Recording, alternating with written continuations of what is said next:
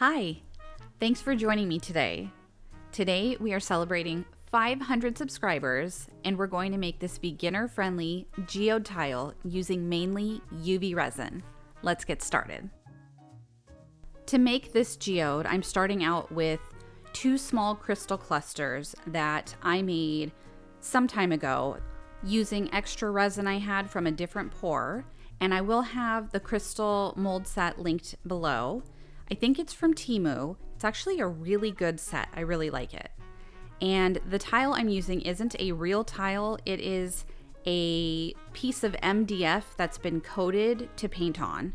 I got this from Blick Art Supply. I will have that linked. And I want to go ahead and map out where I want everything to go.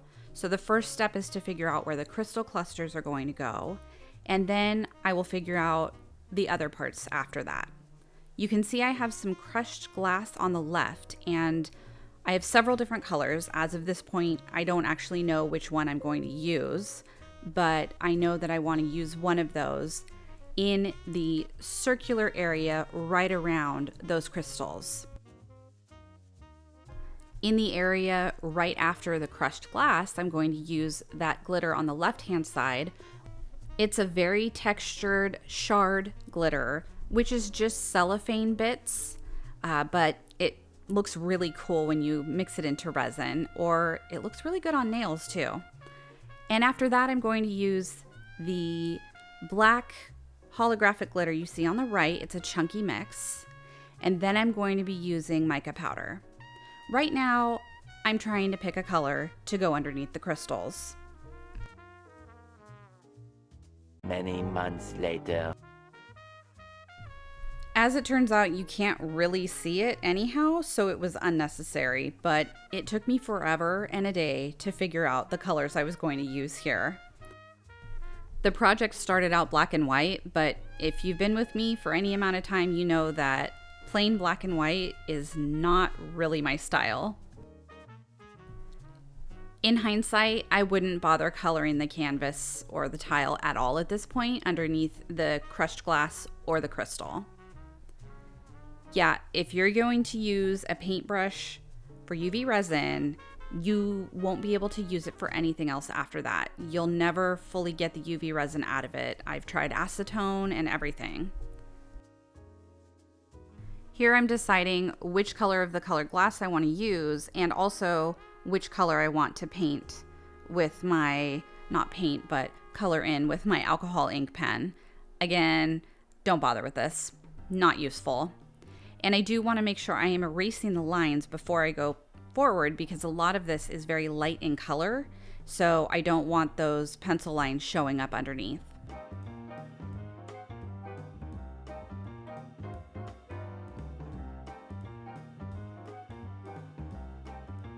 The nice thing about this tile is that it's very matte, so when I put the alcohol ink on it, it dries almost instantly.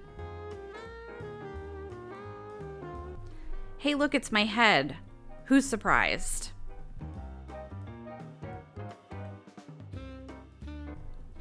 This crushed glass was actually a giant pain in the behind to fill in. The pieces are so small and so light that you can't really sprinkle them and have them end up anywhere near where you want them. They just go everywhere. So I literally had to use my tweezers and at times do one at a time. This actually took the most time of anything I did, but as you can see, it looks really cool. I will end up doing the sides as well. I should have thought about this in the beginning, but I was just thinking about the top of the canvas or the tile, and I have to go back and fill things in later. RIP silicone tool, we had a good run. Does anybody use this kind of eraser? This is the only eraser I will use when I'm doing artwork. I love it, and it's weirdly almost like a comfort, taking me back to my high school and college days when I was just discovering how much I loved being an artist and doing art. I mixed the shard glitter in with UV resin, and I'm applying that now. And the idea with the geode is that typically when you're looking at them, the crystal center is the most textured part, and the parts get less and less textured, the layers I should say, as you go further out in the geode. So that's what I'm mimicking here. Started with the bigger crystals, then the highly textured crushed glass, the slightly less textured shard glitter, and then I'll ultimately end up with mica powder in the end.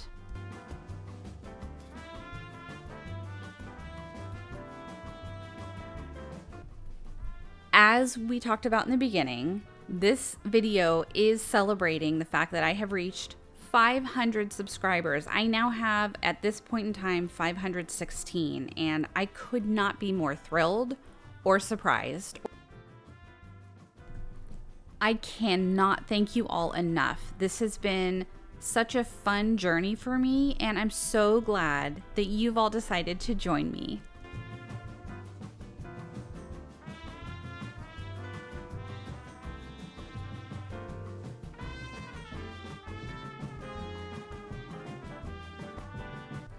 Does the fact that the silicone tool lost its precision tip stop me from using it? No, not a chance.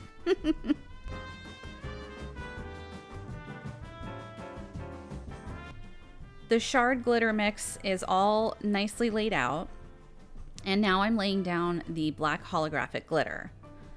So with UV resin, you have to make sure that the UV rays can penetrate through it in order to fully cure it. This is really hard to do when you put something like black glitter into it. I need to be able to lay this glitter down really thinly, but also not see any white underneath. To help with that, I colored it in with black alcohol ink first, and then I put the resin and glitter mixture over it. This works really well, and I do use the same technique for the graphite colored mica powder I use later. This is when I realized I hadn't done the sides and that I wanted to.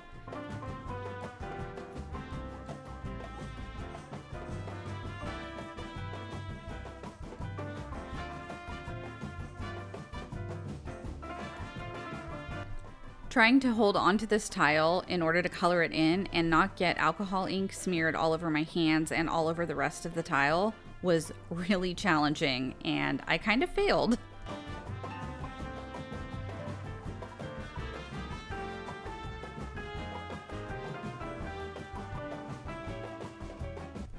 I want to make sure I'm doing an extra thin layer of this on the sides because I don't want the sides to look bulky when you're looking at this straight on. It's not going to be possible when I do the crushed glass and the shard glitter, but I do my best with everything else.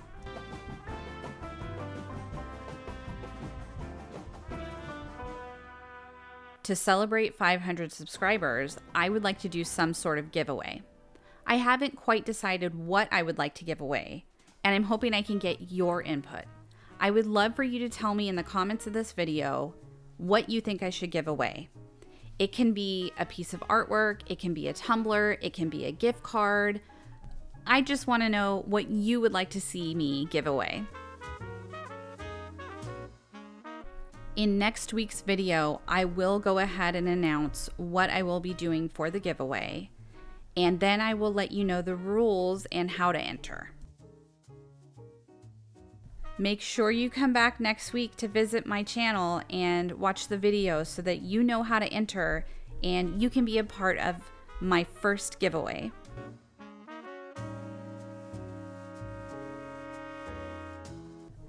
I've done the mica powder, and I had originally planned on putting some Hypershift powder in with the graphite colored mica powder. I decided against it though, and I was just going to do the white pearl mica powder for one of the layers, but again, I wasn't happy with the black and white scheme, so I decided to go in with some color, and I wanted to pull out some of the colors that you can see in the shifting of the shard glitter, and purple's one of them. That purple resin dye that I added to my white mica powder mix would not mix in. I really don't know why. I've never had that happen before, even with UV resin, but to try to help, I add some purple mica. I probably didn't need to color in the purple underneath this mixture. I think it would have been visible on its own, but I wanted to be safe.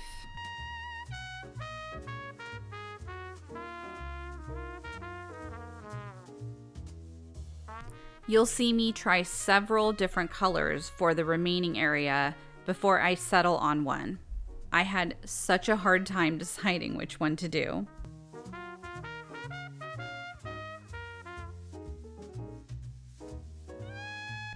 First I tried a lavender, then I tried a darker purple, and I finally end up settling on a really pretty coral color. I regretted it once I laid it down at first. It just seemed like it didn't go, but I was trying to trust the process, so I kept going, and in the end, I actually really liked the way it turned out.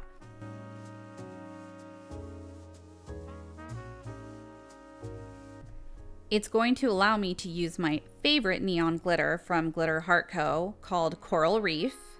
And I do have a discount code for you, which is on screen right now.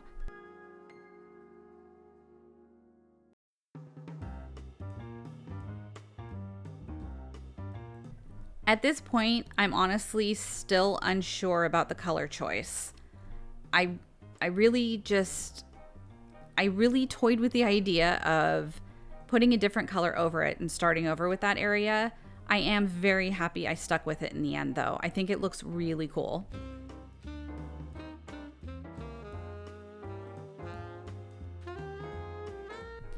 It also glows under blacklight, so this is going to look really cool on a wall with a blacklight party happening.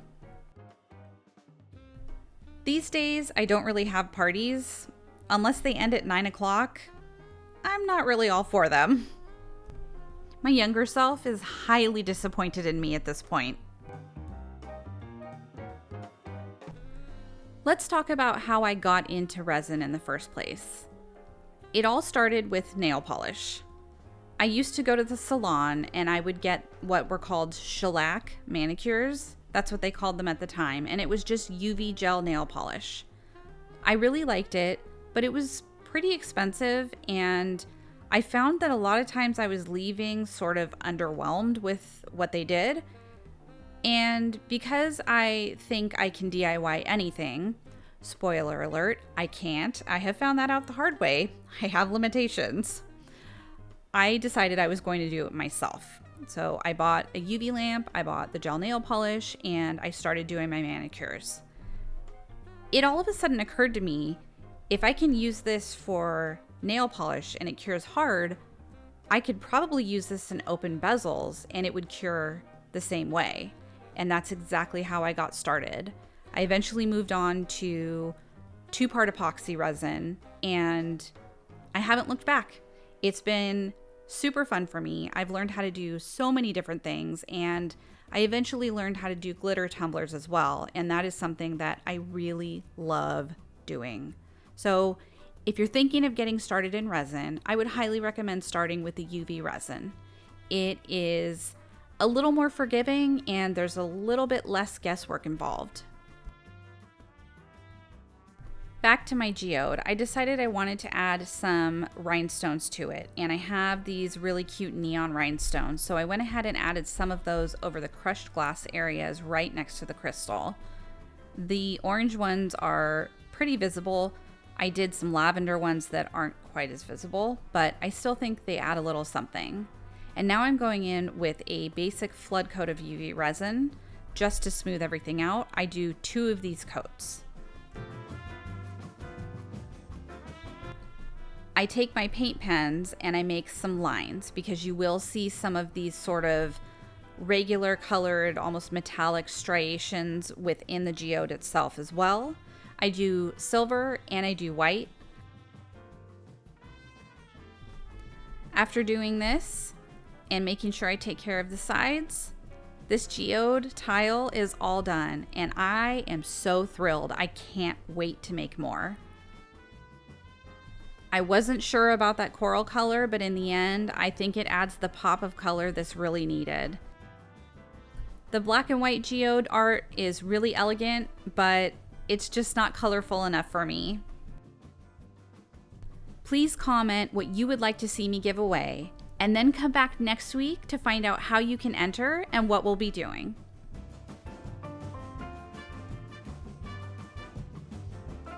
Thanks so much for watching. Take care, my kitschy cats and kittens, and I'll see you soon.